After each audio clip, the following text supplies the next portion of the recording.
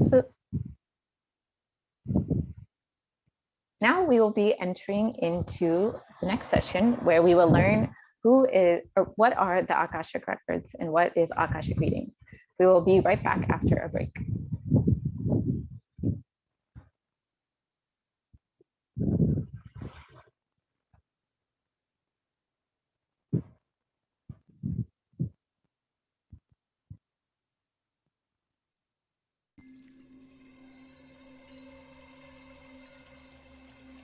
I welcome you all with my love.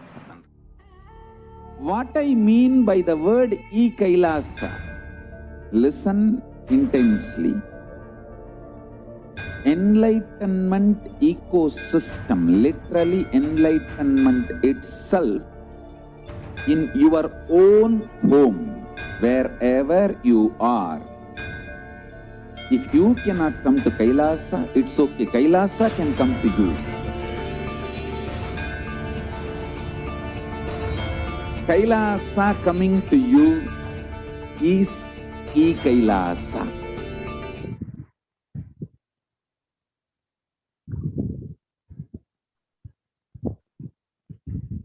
Yes, so now let's see what are the Akashic records. The Akashic records are records created in space, and whatever has happened in time is there as a file. Nothing can be destroyed. Please understand, none of your actions, thoughts, plans, emotions, words, nothing can be destroyed. Akashic records are the cosmic archives of everything happening, and will happen.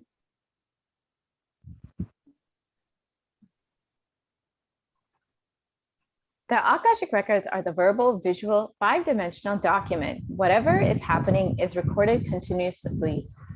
All the information you collected from all your births is in your DNA. You can access some of them just to understand and not to waste the time doing the same action again and again.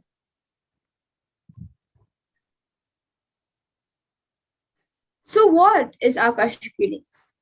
It is not a prediction. It is readings from the cosmic archives.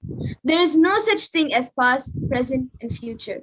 Beyond space, creation and destruction happen simultaneously. In the dimension of time starts the past, present, and future. But in Akashic records, there is no past, present, and future. That is why what you call as happening, and yet to happen are clearly already recorded.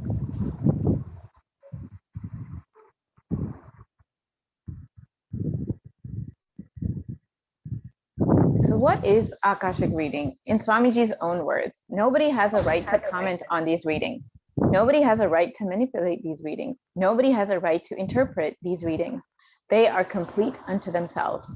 For anybody to live in tune with the cosmos, the Jivan Mukti, living enlightenment, does not need any special practice other than listening to these great readings again and again. When you listen to these great readings, naturally, your negative logic is penetrated, broken, and these great truths settle in your inner space and they make you live enlightenment.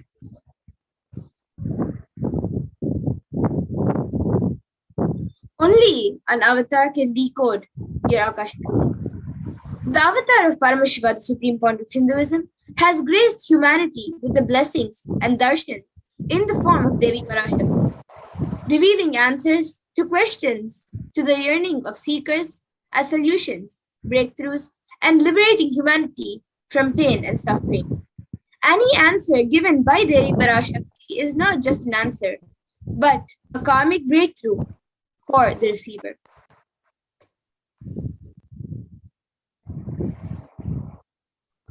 So the Shastra Pramana for the power of Akashic reading is from the Vijnana Bhairava Tantra, Dharana 61, Sutra 84.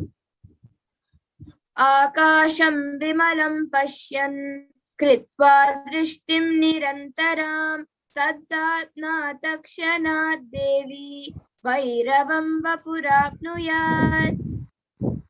The translation goes, Bhagavan Paramashiva says, looking at the spotless infinite etheric space, Akasha, beyond the sky and clouds, one should fix one's gaze from the third eye without blinking, continuously and make the body and inner space steady and motionless.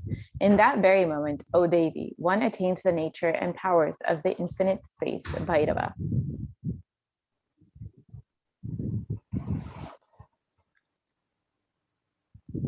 The Apta Pramana for the power of Akashic readings is from the Hindu Purana Mahabharata, which narrates the story of the great sage Maitreya, who reveals the secrets to Vidura, the story of his birth in human form and reasons of all his suffering.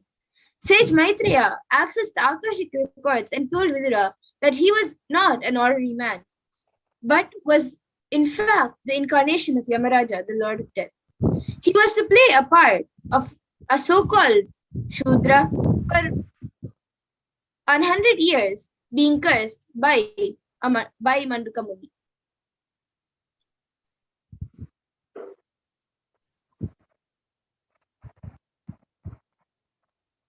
So what are the benefits of having your Akashic readings done? The Supreme Pontiff of Hinduism says that all the information you collect from all of your births is in your DNA. You can access some of them just to understand and not to waste the time doing the same actions again and again. Accessing the DNA code, reading the Akashic records will be useful for you to be liberated from your default future, bringing an end to binding cognitions, known and unknown suffering, leading you to the experience of enlightenment, Paramashivoham.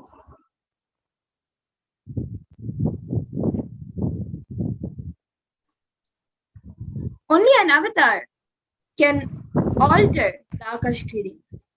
The initiated Balsans can view the Akashic records. However, only the avatar can alter, edit, and upgrade and change the Akashic records. During the Darshan and Dikshas, the Supreme Pontiff of Hinduism blesses and upgrades the Akashic records as per the prayer of the devotee.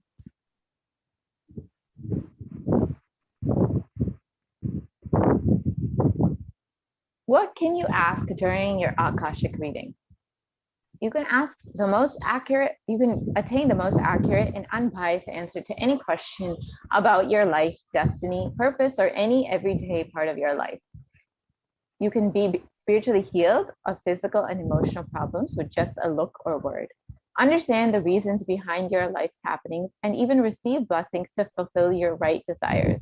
And finally, get the clarity to redesign your future.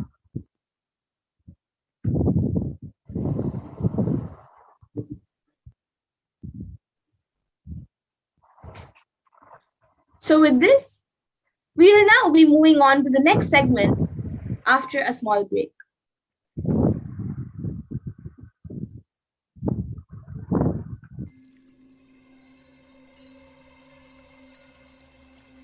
I welcome you all.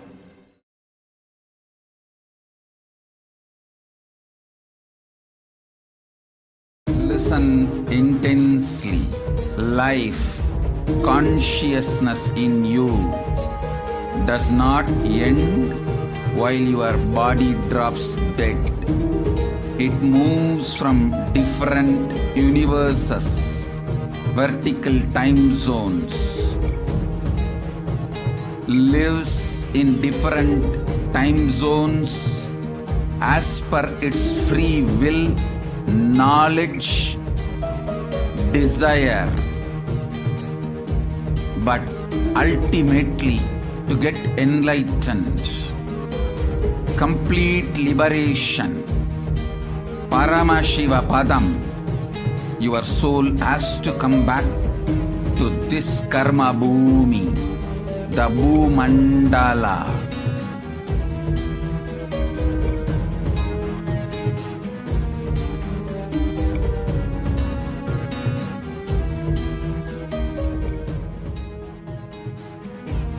This Bhumandala and the Jati ecosystems, the caste ecosystems,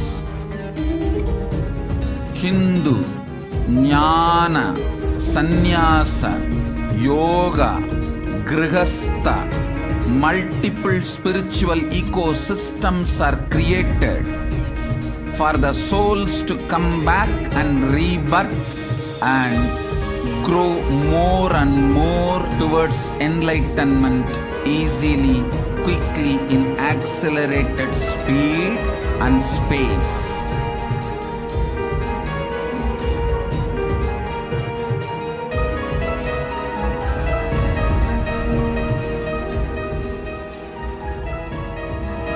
Understand the secret of Sayujya Mukti.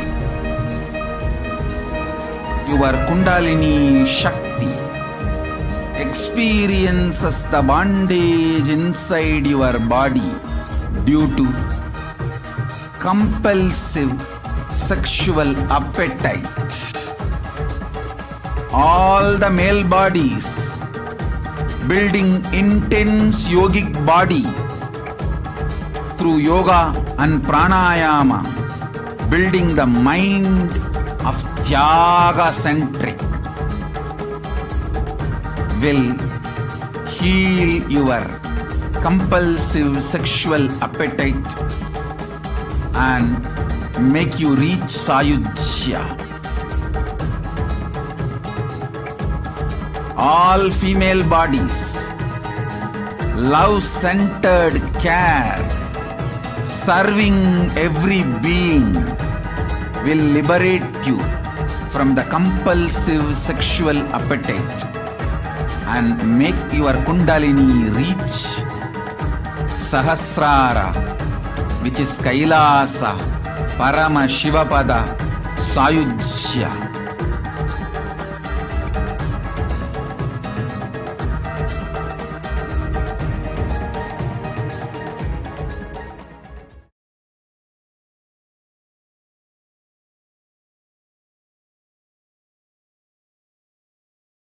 Listen intensely.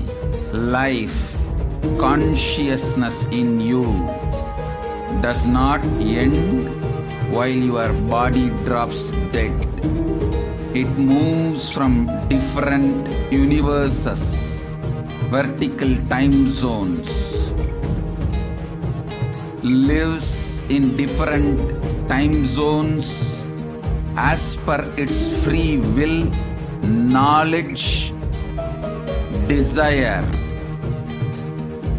but ultimately to get enlightened, complete liberation, Paramashivoham, your soul has to come back to this karma bhumi, the Bhumandala.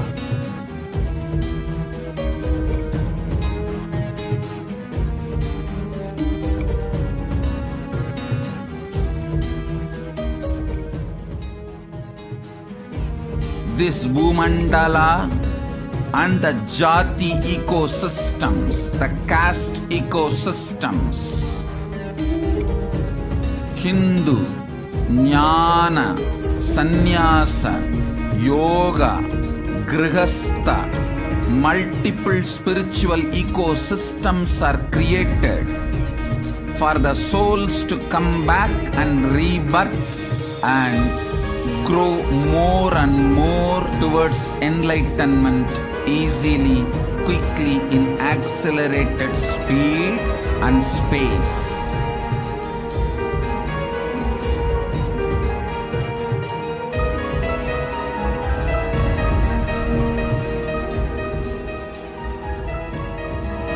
Understand the secret of Sayujya Mukti. Your Kundalini Shakti experiences the bondage inside your body due to compulsive sexual appetite. All the male bodies building intense yogic body through yoga and pranayama, building the mind of Tyaga-centric, will heal your compulsive sexual appetite and make you reach Sayujya. All female bodies, love-centered care, serving every being will liberate you from the compulsive sexual appetite and Nithyanandam, welcome back, dear viewers. So, for all of us have had a very exciting segment where we all saw about who is Devi Parashakti, what is Akashic reading, and a very interesting and a powerful manifestation of extraordinary Shaktis as well. Now, before beginning this program, we are here with a very exciting announcement for each and everybody that's watching. To all the viewers that have logged in via Facebook, YouTube, Kailasa's Nithyananda TV, Kailasa TV, and Hinduism Now TV, and various social media platforms. To every viewer, the Supreme Pontiff of Hinduism is gracing all of us very shortly today at 6 a.m. Indian Standard Time for the live manifestation of extraordinary Shaktis as well. Now, before beginning this program, we are here with a very exciting announcement for each and everybody that's watching. Each and every one of you are going to be, to all the viewers that have logged in via Facebook, YouTube, Kailasa's Nithyananda TV, Kailasa TV, and Hinduism Now TV, and various social media platforms. To every viewer, the Supreme Pontiff of Hinduism is gracing all of us. I welcome you all with my love and respect. let you all open all your three eyes. Sorry for the technical glitch. Hope all of you are able to hear this now. We apologize for the technical glitch that happened. So we have a really exciting news for all of you. We are going to be having the live darshan followed by the live Nithyananda Satsang of the Supreme Pontiff of Hinduism, Jagat Guru Mahasanidhan, His Divine Holiness Bhagavan Shri Nithyananda Paramashivam. The satsang is something that everybody loves and they're just waiting for it. And yes, today, just a few more hours. Live at 6 a.m. Indian Standard Time, we are going to be having the Nithyananda Satsang, direct divine audience with the avatar himself.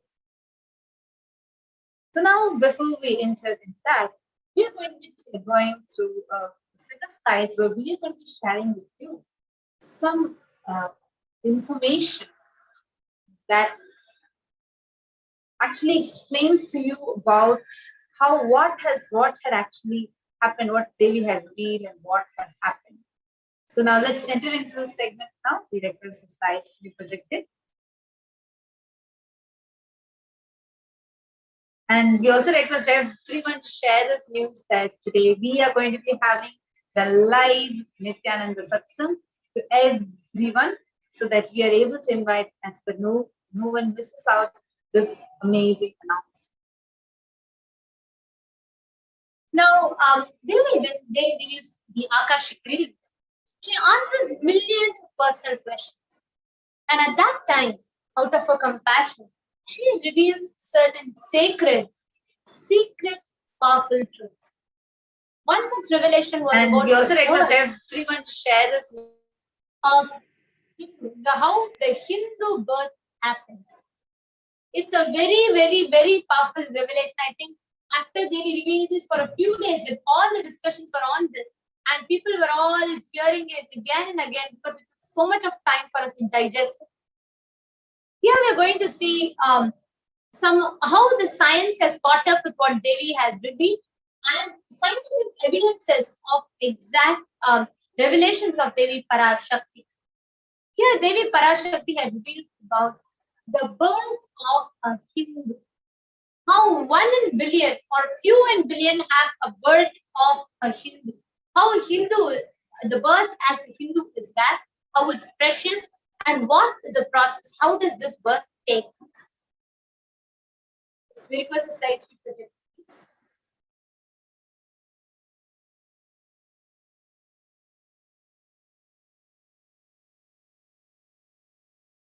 We request the slide to project.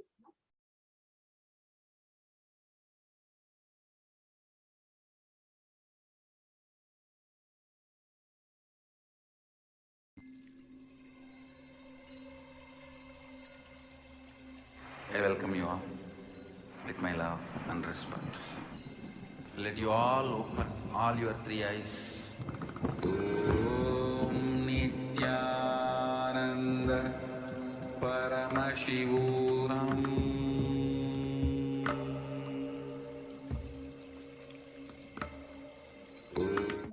Let's now listen to what Devi Parashakti had revealed. நன்றாய் கேட்டுக்கொள். உன் கேள்விக்கு உன்மூலமாய் உலகெங்கும் இருக்கும் இந்துக்கள் எல்லோர்க்கும் அளிக்கின்றேன் உத்திரம். கேட்டு வாழ்ந்தால் உங்கள் வாழ்க்கை பத்திரம். நன்றாய் கேளுங்கள். பிறப்பின் ரகசியத்தை பிறப்பிலா பெருமை உடைய பரமேஸ்வரி சொல்லுகின்றேன் கேளுங்கள். அண்டஜம், யோனிஜம், ஜலஜம், பீஜம் எனும் 4 விதமான பிறவிகளில் 84,000 யோனிகளில் பிறக்கும் பிறப்புகளிலேயே பெருமை வாய்ந்ததும் உத்தமமானதும் மனிதப் பிறவி. அந்த மனிதப் பிறவியிலும் பலமுறை பிறந்து உழன்று அரசியல், பொருளாதாரம், சுகபோகம், தர்மம், அர்த்தம், காமம் எனும் ஆசைகள், துக்கங்கள், அச்சங்கள் அனைத்திலும் அழன்று உழன்று இனி வேண்டாம் இப்பிறவி, வேண்டுவது மோட்சமே என்று முடிவெடுத்தோர்க்கு மட்டுமே ஹிந்து மத யோனிஜம், ஹிந்து பெற்றோர்க்கு பிறந்திடும் சனாதன ஹிந்து தர்ம யோனிஜம். மனித பிறவி உத்தமம், சனாதன ஹிந்து தர்ம மனித பிறவி உத்தமோத்தமம். இந்த உத்தமோத்தம பிறவி எடுத்த எல்லோருக்கும் ஜீவன் முக்த விஞ்ஞானத்தையும் சனாதன தர்மத்தையும் காக்கின்ற கடமையும் உண்டு. அதனால் வருகின்ற நன்மையெல்லாம் அனுபவிக்கும் உரிமையும் உண்டு. இந்த கடமையை செய்வோம் என்று சத்தியம் செய்ததனால்தான் அந்த உரிமை அளிக்கப்பட்டது.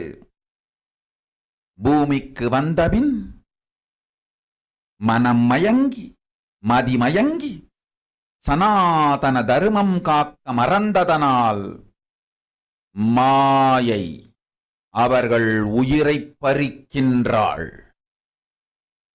நன்றாய் புரிந்து கொள்ளுங்கள். உயிரை கொடுத்தாலும் தர்மத்தை காப்போம் என்று உறுதி எடுத்தவர்க்கே சனாதன ஹிந்து தர்ம யோனிஜம் அளிக்கின்றேன் யான்.